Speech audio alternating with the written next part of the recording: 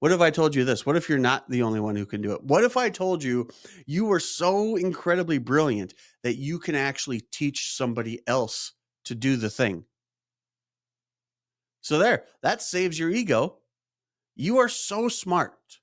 You have such an indelible skill that you can take these great ideas and these great things in your brain and you can actually deliver them to other people and teach them how to do it for you. Well, shit, now it just became a whole lot easier, didn't it? Welcome to DFW Grit. I'm Dr. James Taylor and I'm your host, and this is more than just a podcast. We dive into the stories of the movers, the shakers, the small business owners, the entrepreneurs, right here in the DFW Metroplex. This is your home for authentic, real stories that prove what happens when you don't back down. Let's get to work. Hey, what's going on, everyone? Dr. Taylor coming back at you with another episode of DFW Grit. And this one, much like so many in the past, is fueled not only by spite, RIP, as good while it lasted, not only fueled by spite, but also fueled by lessons that I maybe have learned, but also am currently learning. So, quick background. At the time of this recording, I am at the end of week 1 of a brand new associate. So here in the office, we have a new guy working with us. His name is Dr. Blake Johnson, and the dude is an absolute stud. But for those of you who have been following along, I've screwed this up already. Not this, but I've this associate foray, I think is how it's pronounced. I've tried before and I've failed. But what is growth? Growth is trying it again, but not only trying it again, but trying it differently. Because what's insanity? Insanity is doing the same thing over and over and expecting different results. So what do I want to do?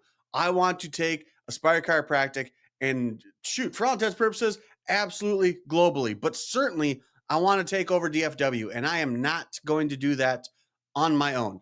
I'm going to do that with help, with assistance, with a staff. And part of that staff is doctors, right? So what do? Screwed up once before? Well, let's go back to the drawing board, but then let's leave the drawing board. Let's try it again. So today, I want to talk about how your grind is costing you more than you think, right? You're not saving money, you're bleeding opportunity. So the grind feels good, right? It feels prideful.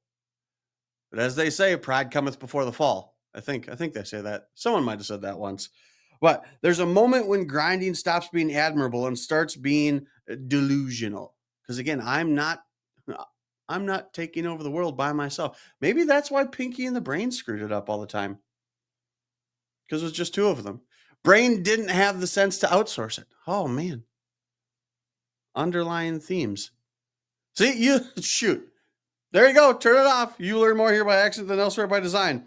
So you, me, us together, we've been praised for being the guy who carries it all, right? But are we actually moving forward? I've said many a time, I've drawn attention to myself. Look at all that I have done. Look at all that I have done. Look at all that I can do. I mean, shoot, Tamika will go off for a weekend, doing her thing, giving talks, changing lives and everything like that, making the world a genuinely better place. And so I'll be, playing single dad for a weekend, and I'll come back and we talk at the front desk. Girls like, hey, what'd you do this weekend? And I relate to them all the stuff that I was able to accomplish while watching the two kids by myself. But this episode, this isn't about luxury. This is about leadership. So I want to tell you this because I have had to take this myself. You are not lazy for outsourcing. Okay? You're not lazy. When you outsource, it's because you're finally smart enough to recognize where your time really matters. So let's get into this. How do we do this? How do we go about this? What did I get wrong the first time? The first time I hired an associate, I was training him poorly, but also reactively. Like, this was my plan. I had a plan. It was a shit plan, but my plan was to train him reactively. Like, I've got the basic foundation. Hey, here's how you run an exam. Here's how you deliver a care plan. Here's what you do at networking meetings. But other than that, generally speaking, it was just kind of reactive. We would talk about, hey, what'd you do today? What situations presented themselves? Okay, here's how I would have handled it. So it was a reactive thing. I had a system, but it sucked. It was terrible. So for all intents and purposes, I was still flying solo because basically, like I kind of stayed in the weeds. I waited for stuff to happen, and it never really freed me up. Right? Like I had, if I'm waiting for things to occur and I'm reacting to those things, I'm not free in any way, shape, or form. I am I am at the whims of whatever walks through that office door. I didn't prepare him on how to handle it before it happened. I didn't hire any help. I hired another job for me to do. So now I understand not everybody out there has an associate. Okay. I mean, hell, not everyone out there even has the opportunity to have an associate. Your job doesn't provide you that opportunity. Your title, your lifestyle doesn't provide you that opportunity. But there's still things in here that you can take from it and apply it to your life, right? So, like, why is this time for my associate different? Hell, why is this time for me different? Because, like I said, I have a better worked out plan this time. I've got an onboarding scenario. In the last episode or two episodes, something like that. And in one of the recent solo episodes, I talked about the use of ChatGPT, and I use that fervently to help with this onboarding process, and just spoke into it. Remember, when you're using ChatGPT, the easiest thing to do, it's a 3-step formula. Act as if. So act as if you are an expert in whatever field. And what I want you to do is put some context in it. Now, here's my problem that I'm trying to figure out, and just brain dump just as many words as possible. And at the very end, ask me any clarifying questions before you're proceeding. So I use that framework and that formula to outline a 90-day program on this onboarding. And then not only that, outlined it, printed it out, edited it, went through it. Okay, move this there, move that here. We didn't need that. Like, just shoot, I want to say this is like a 20-page plan on how to get the new associate, Dr. Johnson, up and running. So I've got a plan, I've got a framework, but more importantly, too, I have a standard. I have a standard that has been laid out at the very beginning. Here's how we're going to do this thing. And again, that's a standard for my associate. That's a standard for the next person that you bring on, whether it's an assistant or an associate, or hell, even a house cleaner or a house manager. Things like that. Set a standard. Unvocalized standards are premeditated resentments. We've covered that in the past. You've got to lay out your expectations beforehand. So the thing is, and I've told him this a couple of times because he's told me this, bro, I'm going to have to hold both you and I back. But that's because I've learned that from the first time. The first time I just let him loose, and then it shit all over itself. And right now I want him up and running as fast as possible. And he wants the exact same thing. But if we do that without setting the foundation, without setting the standard, we're setting both of ourselves up for failure. So whether it's hiring a team member or a personal assistant or just outsourcing your grocery run, we need these standards set beforehand, and we need a path and a plan that we're going to follow as we go forward, because you can't afford to keep thinking in the short term. I can't afford to be thinking week by week by week. Neither can you, for that matter. You can't afford to be just thinking week by week by week. You know what's going to happen by Friday if you've got these big grandiose plans. If I have the plan to take over DFW with Aspire Chiropractic, that's a multi-year plan. Just thinking to next Friday isn't going to get the job done. So right now, what am I doing? I'm paying him to learn. For all intents and purpose, he's producing nothing yet. But what he'll earn later will more than make up for it. So this is the real cost of doing it yourself. The most expensive thing in your business, or hell, even your life right now, is the stuff you refuse to pay for. Once I figured out Instacart, like that not only that it was a thing, but here's how you use it, I saved myself an hour at least every Sunday. That's 52 hours a year. I bought myself an extra week because of what I can get done. Hell, right now, as I'm recording this, my groceries are being purchased for me. just that time alone. The most expensive thing in your life right now might be the thing you refuse to pay for. When you choose to do it yourself, whether it's your schedule or your content or hell, even your laundry, you're choosing a $10 task over a $10,000 idea. Because I've said it before, this in and of itself, this podcast will become something greater. I've got plans for that also. So if it doesn't require you, you shouldn't be doing it. Obviously, here in front of the camera, this requires me. My grocery shopping does not require me. My laundry does not require me. In the office, I wear a shirt and tie every single day. But I don't even own an iron, yet my shirts are always pressed. Why? Because I pay the money to have them dropped off at the dry cleaner. Because that time that I would spend washing, drying, folding, ironing, whatever, is more valuable to me spent doing other things. It cost me, I think like $27 to get 2 weeks of laundry done. I'll drop $27 on that every other week, all day long, because of what it frees me up and it allows me to do here. So like I said, you can do that with grocery delivery. Get yourself a house cleaner, and it doesn't have to be weekly. I have a woman that comes by our house once a month, once every 2 weeks, with some sort of regularity. And yeah, I mean, I don't just let it just go to shit while, between her visits.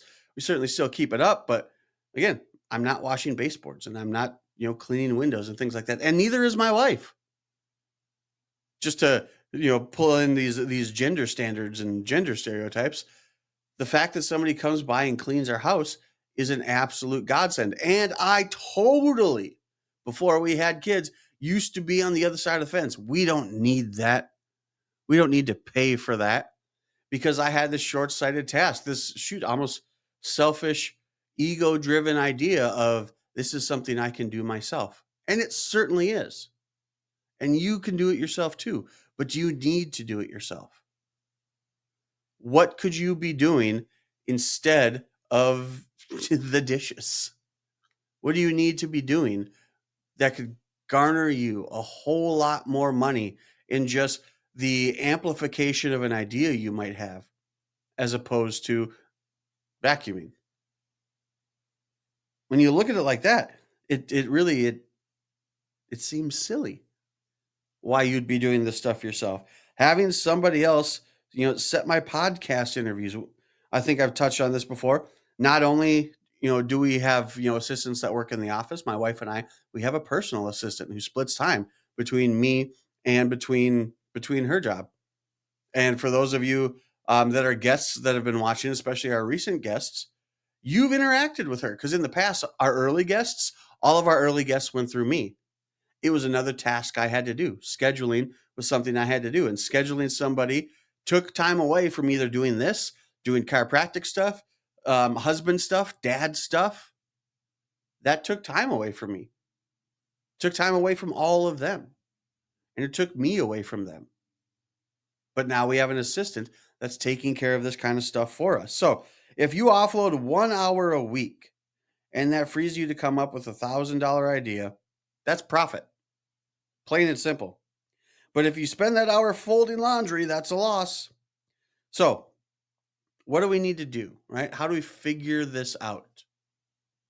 Because if you look at wow, how lucky is he that he has a personal assistant? I don't know if that's what you sound like. How lucky is he that he has hired an associate, or that he has a staff to take care of this? One, I am quite lucky, but two, this is not something that you have to do. You don't have to find somebody to take care of everything for you. You need to offload one task.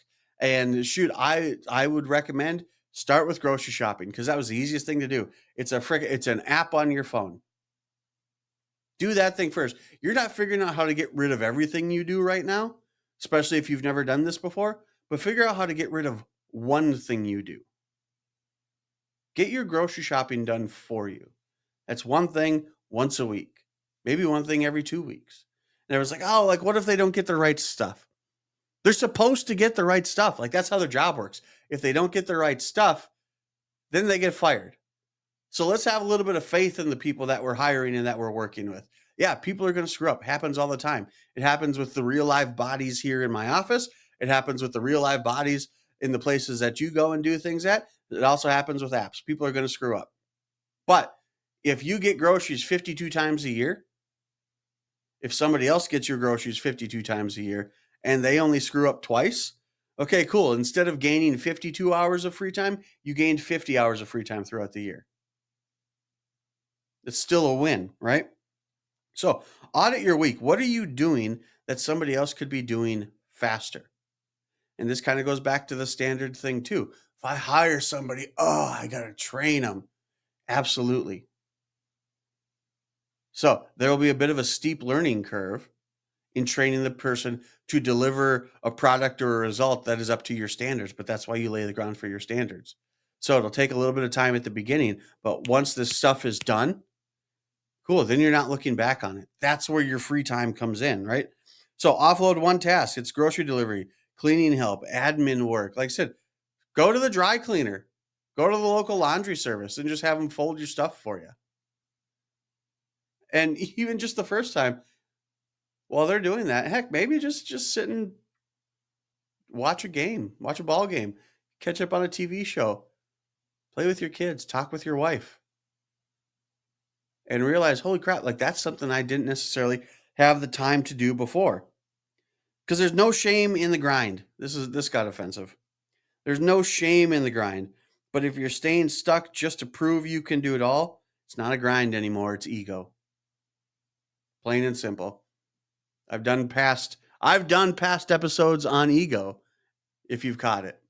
One of the previous things that I took a whole lot of pride in, my previous coach talked about how you have to fall in love with the drudgery of starting an office, the drudgery of becoming a professional, the drudgery of becoming successful. One of his downfalls in hindsight was his insistence on doing everything. And not only that, but proclaiming that to those who learned from him. The need to do everything, the pride in doing everything. If I'm doing everything, what is everything holding me back from? We talked about both on this podcast, and I talked about it from a pedestal, from a pillar. You got to take pride in the drudgery. And hell, even as I said, there's still some truth to that. But how much of your drudgery is something that somebody else could actually be doing? If the drudgery is coming up with with the outline for a podcast, I deliver this, so that's something I should probably be doing. But if also the drudgery is getting somebody scheduled for this podcast, that's not something I should be doing. What do you do that you take pride in because you think you're the only one who can do it? But if you step back, you're like, man, this is something I could teach somebody to do. Grocery shopping, folding your laundry, cleaning your house. These are things that you don't necessarily need to do. These are things that you could get people to do for you. And in the money you pay them, you could be spending that time and thinking of $1,000 ideas while somebody else does a $100 task. Oh, yeah, this is offensive.